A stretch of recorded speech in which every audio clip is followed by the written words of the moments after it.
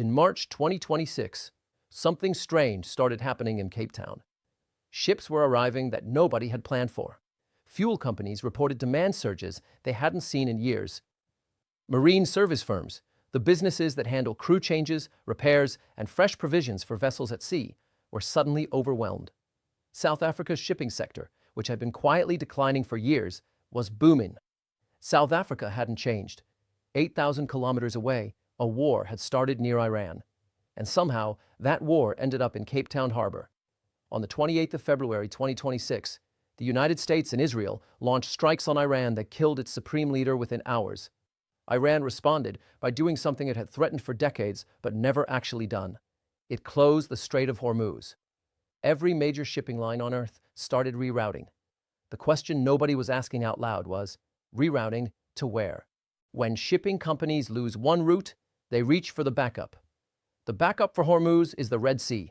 Ships run south through it, up through the Suez Canal, and reach Europe. Longer, but workable. Except the Red Sea was already closed. Yemen's Houthi movement had been attacking commercial ships there since late 2023. When Iran's war began, the Houthis escalated, and most major carriers had already pulled out. Both of the world's main shortcuts between Asia and Europe were gone. At the same time, that had never happened in modern history. Every ship trying to move goods between Asia and Europe now had exactly one option: south, all the way south, around the bottom of Africa, around the Cape of Good Hope. To understand why that matters, you need to know what the Strait of Hormuz actually was. It's a 21-mile channel between Iran and Oman. Roughly a fifth of the world's oil passes through it every day. So does a large share of global container and cargo traffic, the phones, the chemicals, the manufactured goods. When it closes, the entire supply chain between the Persian Gulf and the rest of the world has to find another way. And in 2026, the other way was 9,000 extra kilometers around Africa, 10 to 14 extra days per voyage. The companies that collectively carry most of what's transported by sea on Earth all announced reroutes within days. By early March, Cape Town's Chamber of Commerce confirmed a 112% surge in ships rounding the Cape. More than double in 2 weeks. So, 150 ships a day, all heading past the southern tip of Africa. Where exactly were they stopping? Here's the problem with sending a ship on a 14-day detour. It burns fuel the entire time. A large tanker burns around 150 tons of fuel per day. 14 extra days means roughly 2,000 additional tons of fuel. Fuel that was never loaded at the start of the voyage. You can't carry it all. At some point, you have to stop. Cape Town sits at the exact point where ships crossing between the Indian Ocean and the Atlantic run low. Not because it's a great port, it isn't, and that becomes important later, but because of pure geometry. The fuel runs out there. Every ship that rerouted needed fuel. Most needed crew changes. Many needed repairs and provisions. All of that business landed in South Africa. Maritime economist Brian Ingpen said in early March that ship traffic passing South Africa would roughly double and could reach 150 ships a day if the crisis deepened. Before the war, roughly 130 ships a day used the Strait of Hormuz itself. South Africa was suddenly handling the throughput of a closed Middle East waterway. To understand why this is strange, you need to know who South Africa is right now. 32% unemployment.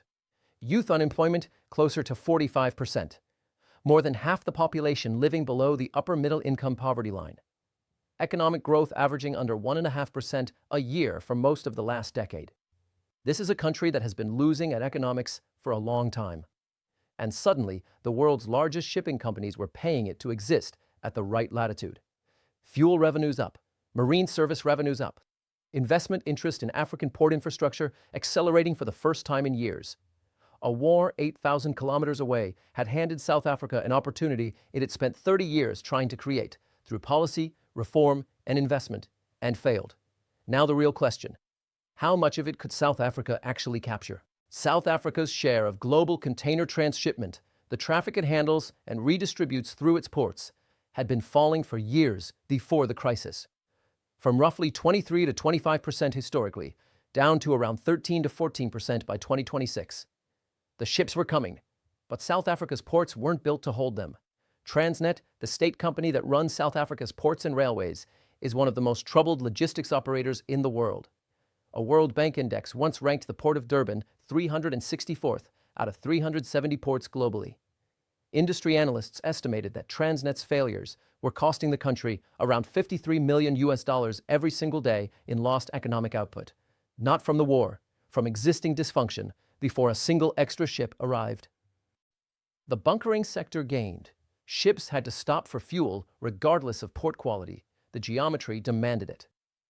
Marine service firms gained, but becoming a genuine hub, capturing the full value of being the only viable transit point on Earth, that required infrastructure South Africa simply didn't have.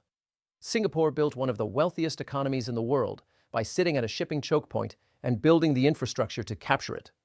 South Africa had the same geometry handed to it by a war. It didn't have the ports. A war delivered the opportunity. 3 decades of underinvestment decided how much of it South Africa could hold. What makes this strange is that South Africa has been here before. For nearly 400 years, the Cape of Good Hope was the only passage between Europe and Asia. Every ship in global trade passed its southern tip. The Dutch East India Company built Cape Town in 1652 specifically as a resupply station because ships had no choice but to stop. Then in 1869, the Suez Canal opened and cut the sailing distance between Europe and India roughly in half. Within a generation, the Cape went from the center of global trade to a backup nobody used. For 150 years, the Cape waited.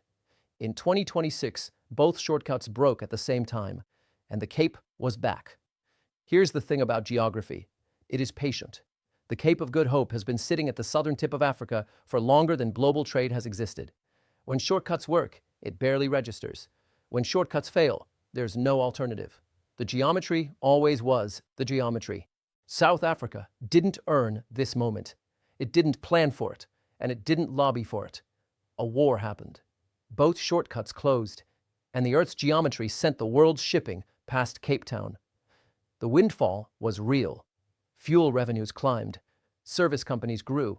International investment interest in African ports accelerated, not from goodwill, but from necessity.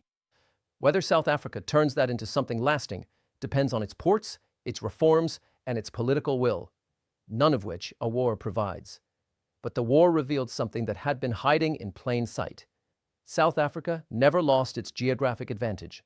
It sat at the bottom of the world's only viable detour for 400 years. Then, in 1869, the Suez Canal opened, and the ships stopped coming because there was a faster way. The advantage was still there. The Cape was still there. The geometry never moved. The world had simply found a shortcut. In 2026, both shortcuts broke, and the world discovered that the Cape of Good Hope was exactly where it had always been, waiting.